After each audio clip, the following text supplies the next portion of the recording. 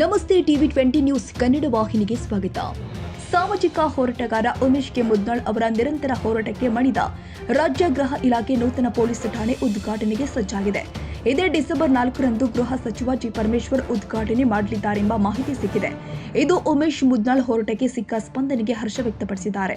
ಇನ್ನುಳಿದಂತೆ ಹಲವು ಕಟ್ಟಡಗಳು ಕೋಟ್ಯಾಂತರ ವೆಚ್ಚದಲ್ಲಿ ನಿರ್ಮಾಣಗೊಂಡು ಅನೈತಿಕ ಚಟುವಟಿಕೆ ತಾಣವಾಗಿ ನಿಂತಿದೆ. ನಗರಸಭೆ ಕಚೇರಿ, ರಾಚೋಟಿ ವೀರಣ್ಣ ದೇವಸ್ಥಾನದ ಬಳಿಯ ಯಾತ್ರಿ ನಿವಾಸ ಸೇರಿ ಸರ್ಕಿಟ್ ಹೌಸ್ ಬಳಿಯ ಸರ್ಕಾರಿ ವಸತಿ ನಿಲಯವೂ ಕೂಡ ಉದ್ಘಾಟನೆಯಾಗಿಲ್ಲ. ಇದು ಸಾಕಷ್ಟು ಖರ್ಚು ಮಾಡಿ ಕಟ್ಟಿರುವ ಕಟ್ಟಡ ಉದ್ಘಾಟನೆ ಆಗದೆ ಇರುವುದು ಶೋಚನೀಯ ಸಂಗತಿಯಾಗಿದೆ.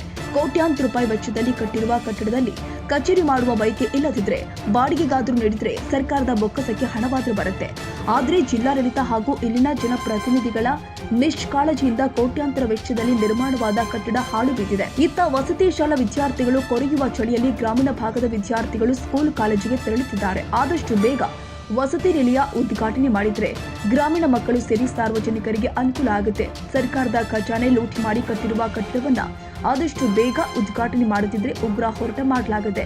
ನೂತನ ಕಟ್ಟಡಗಳು ಉದ್ಘಾಟನೆ ಆದ್ರೆ ವಿದ್ಯಾರ್ಥಿಗಳು, ಸಾರ್ವಜನಿಕರು, ಅಧಿಕಾರಿಗಳಿಗೆ ಅನುಕೂಲವಾಗುತ್ತೆ ಎಂಬ ಅಭಿಪ್ರಾಯ ವ್ಯಕ್ತಪಡಿಸಿದ್ರು.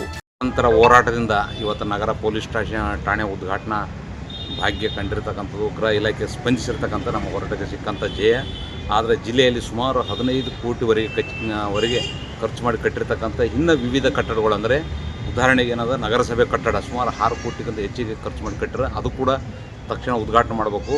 ಇನ್ನೊಂದು ಏನದ ಹಳೆ ಕಟ್ಟಡದಲ್ಲಿ ಏನದ ಸಾಕಷ್ಟು ದಳ್ಳಾಳಿಗಳ ಹಾವಳಿ ಜಾಸ್ತಿ ಆದ, ಅದು ಕಡಿವಾಣ ಹಾಕಬೇಕಾದ್ರೆ ಹೊಸ ಕಟ್ಟಡದಲ್ಲಿ CC ಕ್ಯಾಮ್ರಾ ಇರೋದ್ರಲ್ಲಿಂದ ಅಲ್ಲಿ ದಳ್ಳಾಳಿಗಳ ಹಾವಳಿ ಕಡಿವಾಣ ಆಗ್ದಂಗೆ ಆಗ್ತದೆ. ಮತ್ತು ಇನ್ನೊಂದು ಏನದ ರಾಚೋಟಿ ವೀರಣ್ಣ ದೇವಸ್ಥಾನ ಮುಂಭಾಗದಲ್ಲಿರ್ತಕ್ಕಂಥ ಪದವೀಧರರ ವಸತಿ ನಿಲಯ, ಅದು ಏನದ ಸುಮಾರು 3 ಕೋಟಿವರೆಗೆ ಖರ್ಚು ಮಾಡಿ ಕಟ್ಟಿರ್ತಕ್ಕಂಥದ್ದು. ಇವತ್ತು ಚಳಿಗಾಲದಲ್ಲಿ ಮಕ್ಕಳಿಗೆ ಓದ್ಲಕ್ಕೆ ಬರ್ಲಿಕ್ಕೆ ಅನುಕೂಲ ಆಗ್ತದೆ, ತೊಂದರೆ ಆಗ್ತದೆ. ಇಲ್ಲಿ ರಸ್ತೆ ಇಲ್ಲ, ಸಾರಿಗೆ ವ್ಯವಸ್ಥೆ ಇಲ್ಲ. ಅದು ಹಾಸ್ಟೆಲ್ ಉದ್ಘಾಟನೆ ಮಾಡಿದ್ರೆ ಆ ಮಕ್ಕಳಿಗೆ ಕೂಡ ಅನುಕೂಲ ಆಗ್ತದೆ. ಇನ್ನೊಂದು ಸರ್ಕ್ಯೂಟ್ ಹೌಸಿನ ಮುಂಭಾಗದಲ್ಲಿರ್ತಕ್ಕಂಥ ದ್ವಿತೀಯ PUC ವಿದ್ಯಾರ್ಥಿಗಳಿಗೆ ವಸತಿ ನಿಲಯ ಕಟ್ ಮಾಡಿ ಅದು ಕೂಡ 3 ಲಕ್ಷಕ್ಕಿಂತ ಹೆಚ್ಚಿಗೆ ಖರ್ಚಾಗಿ ಕಟ್ಟಿರ್ತಕ್ಕಂಥದ್ದು. ಸಂಪೂರ್ಣ ಕಾಮಗಾರಿ ಎಲ್ಲ ಮುಗಿದ ತಕ್ಷಣ ಉದ್ಘಾಟನೆ ಮಾಡಿದರೆ ಈ ಚಳಿಗಾಲದಲ್ಲಿ ಮಕ್ಕಳಿಗೆ ಹೋಗೋದು ಬರೋದು ತೊಂದರೆ ಆಗ್ತದೆ. ಮತ್ತು ರಸ್ತೆ ಬಸ್ಸಿನ ವ್ಯವಸ್ಥೆ ಇರಲಾರ್ದ ಕಾರಣ ಮಕ್ಕಳು ಏನದ ಶಾಲಾ ಕಾಲೇಜಿಗೆ ಏನದ ಸಮಯಕ್ಕೆ ಸರಿಯಾಗಿ ತಲುಪಲಾರದೆ ಅವ್ರಿಗೆ ಶಿಕ್ಷಣ ಪಡೆಯೋದಲ್ಲಿ ಮತ್ತು ಅವ್ರಿಗೆ ಓದಲಿಕ್ಕೆ ಅನಾನುಕೂಲ ಆಗ್ಲಾಗತ್ತದ. ತಕ್ಷಣ ಉದ್ಘಾಟನೆ ಮಾಡಿ ಅನುಕೂಲ ಮಾಡಿಕೊಟ್ರೆ ಸರಿ, ಇಲ್ಲದಿದ್ದರೆ ಮುಂದಿನ ದಿವಸದಲ್ಲಿ ಮತ್ತೆ ನಿರಂತರ ಹೋರಾಟ ಮಾಡಬೇಕಾಗ್ತಕ್ಕಂಥದ್ದು ಸರ್ಕಾರಕ್ಕೆ ಮತ್ತು ಜಿಲ್ಲಾಡಳಿತಕ್ಕೆ ಎಚ್ಚರಿಕೆ ನೀಡ್ತಿದ್ದೇನೆ.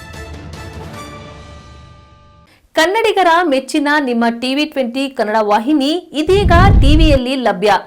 ಕರ್ನಾಟಕ ಮತ್ತು ದೇಶ ವಿದೇಶದ 360 ಡಿಗ್ರಿ ಸುದ್ದಿ ವಿವರವನ್ನ ಪಡೆಯುವುದಕ್ಕೆ ಟಿವಿ 20 ವಾಹಿನಿಯನ್ನು ಲೈಕ್ ಮಾಡಿ, ವಿಡಿಯೋಗಳನ್ನು ಶೇರ್ ಮಾಡಿ, ಕಮೆಂಟ್ ಮಾಡಿ, ಸಬ್ಸ್ಕ್ರೈಬ್ ಮಾಡಿ. HCN ಕೇಬಲ್ 842 ನಂಬರ್ನಲ್ಲಿ ಹುಕ್ಕೇರಿ ತಾಲೂಕು ಹಾಗೂ ಸಂಕೇಶ್ವರದ ಸುತ್ತಮುತ್ತಲಿನ ಹಳ್ಳಿಗಳಲ್ಲಿ ಲಭ್ಯ. PCN ಕೇಬಲ್ 129 ನಂಬರ್ನಲ್ಲಿ ಹಾರುಗೆರೆ ಸುತ್ತಮುತ್ತಲಿನ ಹಳ್ಳಿಗಳಲ್ಲಿ ಲಭ್ಯ. ರಾಯಬಾಗ್ ಡಿಜಿಟಲ್ ಚಾನೆಲ್ ಕೇಬಲ್ 80ನೇ ನಂಬರ್ನಲ್ಲಿ ರಾಯಬಾಗ ತಾಲೂಕಿನ ಸುತ್ತಮುತ್ತಲಿನ ಹಳ್ಳಿಗಳಲ್ಲಿ ಲಭ್ಯ. UDCN ಕೇಬಲ್ ನೆಟ್ವರ್ಕ್ ಉಗಾರ ಸುತ್ತಮುತ್ತಲಿನ ಹಳ್ಳಿಗಳಲ್ಲಿ ನಿಮ್ಮ ಟಿವಿ 20 ಕನ್ನಡ ವಾಹಿನಿಯೂ ಲಭ್ಯ.